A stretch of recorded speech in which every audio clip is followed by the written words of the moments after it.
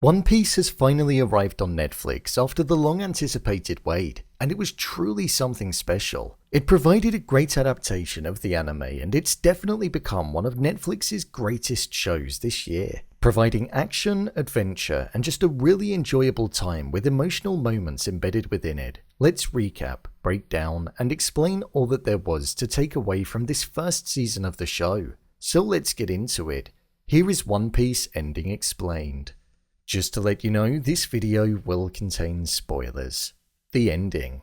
The final episode of this show was genuinely perfect. There were three main moments throughout it which made up the epic finale. The fight that occurred with Arlong and the Fishman, the battle between Luffy and his grandfather, Vice Admiral Garp, and the completion of Luffy's first dream, which was to get his face on a wanted poster. We saw that Arlong and the Fishman destroyed Cocoa Village, the village where Nami was originally from, and after taking the 100 million berries off of Nami, which meant that he went back on the deal which was made years ago for her to buy out her freedom, the Straw Hat Pirates were ready to launch an attack on Arlong as a way of seeking revenge and putting an end to the reign that he had in taking over the surrounding islands. This battle was one that was simply amazing, and it was the best one in the entire season.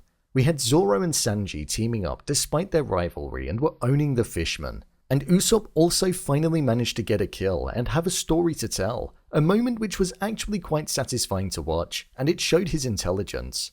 However, the real magic came inside of the map room, where Luffy was one-on-one with Arlong, and he came to the realization that despite the fact that Arlong would always most likely beat him in a one-on-one, as he did a couple of episodes ago, the real way to destroy him was to destroy the very thing that he created, the knowledge and empire. And with that, Luffy began knocking down every pillar in order to crush his empire, rounded off with a gum battle axe. It was epic, and it was incredible watching it all crumble. Luffy being stood there at the end on top of the rubble being victorious summed up everything that he stood for.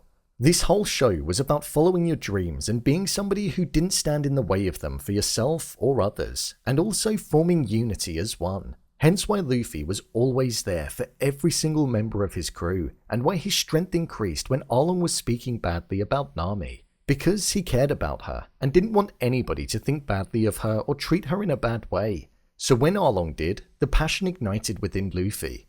As soon as Arlong's group was defeated, we saw that the Marines closed in on Cocoa Village and were there to arrest the Straw Hat Pirates. We knew that Garp was Luffy's grandfather, and they were on different sides of the canon. But I was surprised with how strong Garp actually was, as Luffy wasn't able to beat him in a one-on-one battle. During the climax of the battle, instead of fighting Luffy, Garp revealed that everything that he had done was in fact a test. A test to see if Luffy was committed to being a pirate, and to confirm that it was actually what he wanted. So after seeing just how passionate Luffy was, and seeing the resemblance in the laugh to Gold Roger, the person who kickstarted it all by mentioning the One Piece 22 years ago, he stood his men down and told them to leave, allowing Luffy and the other Straw Hats to go on their way, which ultimately resulted in Luffy's face being put on a wanted poster with the highest possible bounty that there could be. Meaning that in the next season of the show, because, let's face it, there most probably will be, he's going to be facing a lot of trouble and threats from bounty hunters and other pirates looking to make a quick buck. We saw Buggy being intrigued by the poster, and also Alvida, the pirate that we saw being defeated in the opening moments of the first episode. There was a mysterious figure at the end of the final episode who burned through the poster, and judging by the fact that there were 2 cigars in his hand, I think it's safe to presume that it's Smoker, a character from the anime that will most likely be introduced to in the next season of the show. As I mentioned, fulfilling dreams was the main message that I think this show wanted its audience to take away from it. Luffy with his dream of finding the One Piece, Zoro with him wanting to be the greatest swordsman, Sanji in finding the All Blue, Nami in creating a map of the world and dreaming of freedom, and Usopp being the greatest warrior, but in reality, making his mother proud. It's an inspiring message to take away from the show, and the fact that these dreams are being worked towards by a group of individuals who you wouldn't really expect to be able to take on the greatest of pirate warriors adds to the inspiring nature of it. As well as that, the fact that they branded themselves as pirates, and lived off the idea of what one originally stood for, which was freedom and adventure, rather than robbing, stealing, and causing terror, showed that they're true to themselves.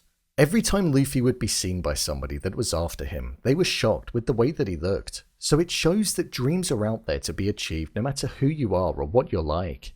They're definitely setting up Luffy and Shanks to meet again in the not so distant future. The fact that Luffy has Shanks' hat because he said that he'd give it back to him when they meet again. I'm hoping we'll see them unite in season 2 of the show. I feel Luffy may be disappointed with Shanks if he sees the type of pirate that he's become, but only time will tell with that. Now let's delve into one of the really interesting parts of the show, the pirates. Within this show, there were many different pirates that we were introduced to, and we saw some backstories too, such as Alvida, Buggy, Kuro, Arlong, Shanks, who we did see was still out there at the end of the season. But the one that I was most interested in was Dracule Mihawk, one of the 7 warlords of the sea. Mihawk is the strongest swordsman in the world and holds the title that Zoro was after.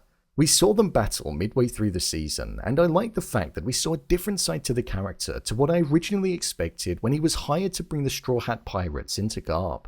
Wielding the sword Yoru, we saw just how powerful he was when he took on Zoro in a one-on-one. He was almost playing with Zoro, and it was so amusing to watch.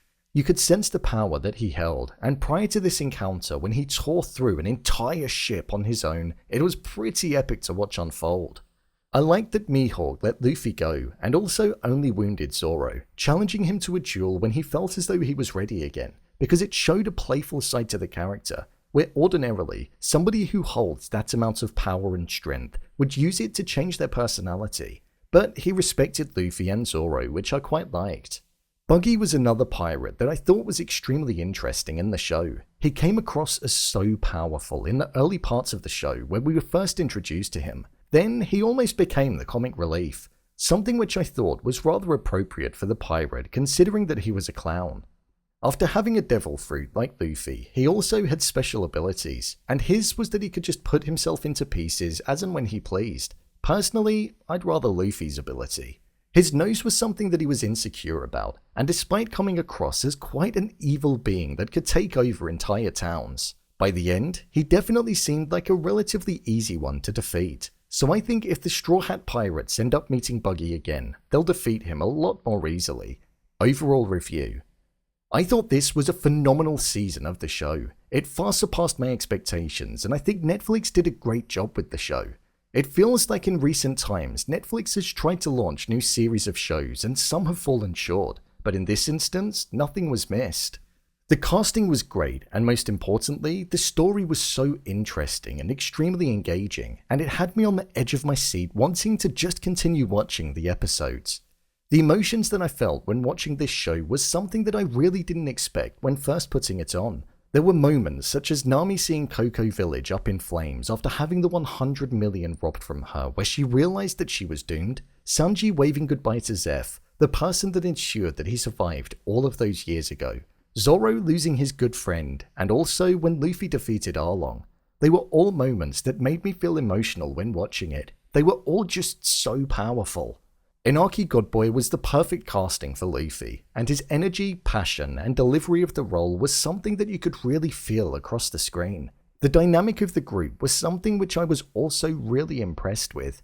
They gelled really well despite their differences, and you could sense the feeling of belonging that they all had by the end of the season when they were all together. Netflix have definitely kickstarted what will probably be one of the most successful series on the platform. I can see this having multiple seasons, and with source material already existing out there, they'd be foolish not to. Especially because this first season was just so good to watch. It was refreshing to see something this good being put out there again. So, there you have it. One Piece ending explained. Who was your favourite pirate? Leave a comment down below, and don't forget to subscribe. I'll see you next time.